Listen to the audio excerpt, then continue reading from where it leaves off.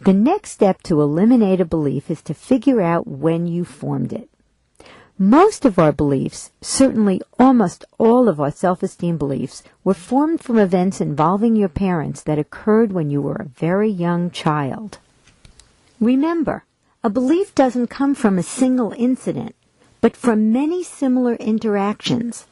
And when it's a very broad belief like, I'll never get what I want, or a belief about oneself like, I'm a failure, it's always formed from experiences we've had with our parents when we were young.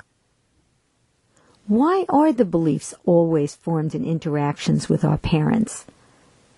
Because during the first few years of life, we are trying to understand who we are, and we use how our parents treat us as information. If we were criticized frequently or yelled at, and if they said things like, "Can't you ever do anything right?" or, "How many times do I have to tell you?" What would those questions mean to a young child? I'm a failure.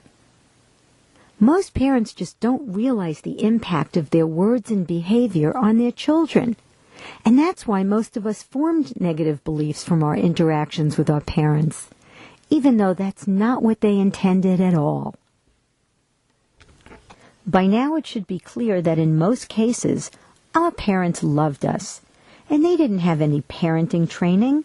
They had a lot of their own beliefs that were affecting their parenting, and they had a lot of unreasonable expectations. Given all of that, we formed a lot of beliefs in our childhood that are having a negative impact on us later in life. It's not our parents' fault. They did what they did, and we gave meaning to their behavior that we can now eliminate. Okay? The source of this belief, I'm a failure, for most people is hearing your parents say things like, "Why can't you ever? What's wrong with you? Why can't you be like so-and-so?" Some parents actually say, "You'll never amount to anything." Most parents have unrealistically high expectations, and they get upset when their children don't live up to these expectations. Did your parents have disgusted faces when you didn't do what they wanted, the way they wanted? My dad used to make this sound, "Ugh," and look disgusted. Now, take a look at your early life and see where the belief I'm a failure comes from for you.